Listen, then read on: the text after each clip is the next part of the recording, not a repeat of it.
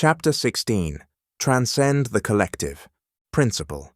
To inherit the beliefs of the collective is to be restricted by the limitations of the collective. Don't inherit the limitations of others. Theirs are not yours. Detach from the consciousness of the collective, or be attached to the realities of the collective. The act of materializing your desired reality is an act of transcending society, specifically the collective consciousness.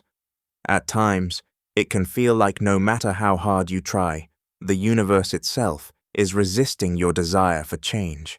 But the truth is the universe isn't against you. You are unconsciously. It's important to understand that the universe doesn't hate you. It simply prioritizes convenience, efficiency, and predictability, even if it sometimes feels otherwise. This leads to a feeling that the universe is against our desire to change for the better, and that mechanism is called energetic equilibrium. As a system, the universe prefers balance. The universe naturally seeks energetic balance and convenience. Once something is calibrated to a certain frequency, it will, for the sake of efficiency, work to maintain that frequency, resisting disruption to preserve stability. Metaphysically, this energetic equilibrium helps to explain why the rich get richer and the poor get poorer. Once the universe has you calibrated to a particular frequency, it'll do everything in its power to maintain you at the level, whether you're prospering or suffering, whether it's what you want or not. Once a frequency stabilizes, it becomes preserved and protected at all costs. It isn't personal.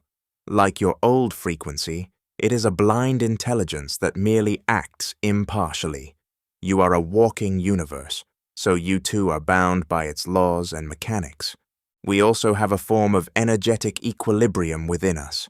There exists a collective frequency that seeks to bring people under its umbrella and hold them within its grasp. Society is simply a collection of individuals, and as a result, a collection of walking universes. A multitude of universes in unison creates a societal universe of some sort. The societal universe has one purpose, and that is to acquire energetic equilibrium. In humanity, this is expressed through conformity. In the same way you have your old frequency, society has its own frequency, with its own mind and its own desires. The desires are created by the collective consciousness that will seek to maintain its existence through materializing in the lives of those who adhere to it. Think of it like a hive mind, created from a series of synchronized, collective thought forms, which once materialized and experienced by an individual will be regarded as truth. Truths are nothing more than ideas pretending to be truth. As stated in the Hermetic tradition, all truths are half-truths. Regardless, once accepted, they will be experienced. There are collective ideas that the masses accept as truth without ever realizing it is simply something they have subconsciously accepted. Once accepted by the subconscious mind, materialization follows. Collective truths are Trojan horses. They appear to be logical, rational, and maybe even sensible, but when looked at from a metaphysical view, do not serve you to any degree. What is the point of maintaining a truth that does not serve you? What is the point of maintaining a belief that does not serve you? If what you deem to be true or believe materializes in your reality, does that serve you? How does the idea that all rich people are evil serve you? How does the idea that the dating industry is terrible serve you? How does the idea that because you're a certain race or gender, the world will be against you serve you? How does the idea that there are no opportunities in the world serve you? All completely reasonable, logical, and somewhat sensible truths accepted by society. But if they materialize in your reality, how do they benefit you to any degree? You can't have the same state of consciousness or frequency as those around you and expect your reality to be different. You can't have the same frequency as the average individual and think that your reality will be an exception. To be an exception in reality, you must be an exception mentally. Being an exception mentally means not accepting the truths of which the world will attempt to convince you, because when it eventually materializes, you will convince yourself that it is the truth. Until you are willing to give up everything you've regarded as true, you will continue to experience the same reality, which poses a question. Is staying in the comfort zone of past experience and truths worth more than creating a new truth, a new experience? Are you ready to give up the collective beliefs?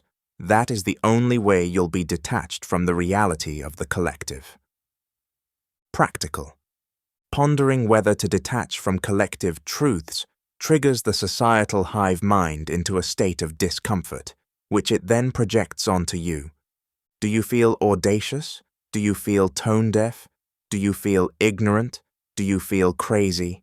Deep down, you know that if you were to disconnect from the collective truths and create your own, you'd be looked at as all the above, and that is what you need to accept.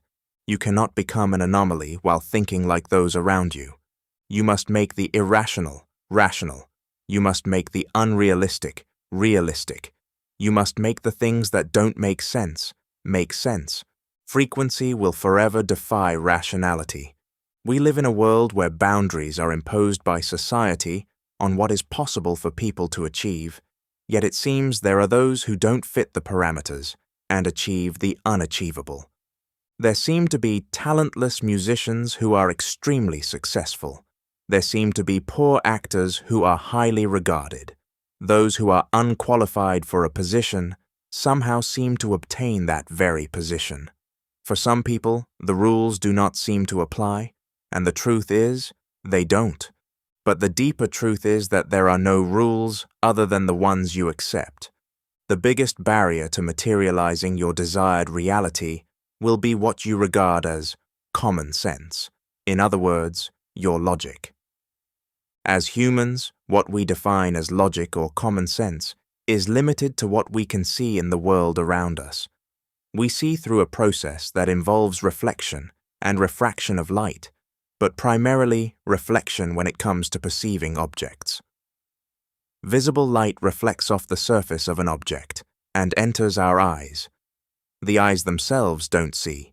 They receive this light and convert it into electrical signals via the retina. These signals are then sent to the brain, which interprets them and constructs the image we perceive.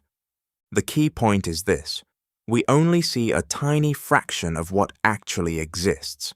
Visible light makes up just a small portion of the electromagnetic spectrum, which includes many other frequencies like infrared, ultraviolet, X-rays, and radio waves, all of which are invisible to the human eye. Many live a limited existence by regarding a fraction of reality to be its entire truth. By doing so, they set up themselves up to live by this fraction, which then limits their possibilities. These people will proudly regard themselves as realistic, as if it's a badge of honor. The truth is, it's a badge of dishonor to their infinite nature within. To be realistic simply means to define your world by what you can see, which indirectly is a confession of you being limited. What you and those who accept the same as you deem impossible will be the ceiling you impose on yourselves. There are no truths in reality other than what the subconscious mind accepts as true. Your desired reality has collective beliefs that surround it. Identify them, clearly defining them, and decide to detach from them. Everything is simply a decision, and the inability to see that comes from the hive mind that seeks to keep you under its umbrella to extract more energy from you. To make the impossible possible, it must first be made possible in the mind.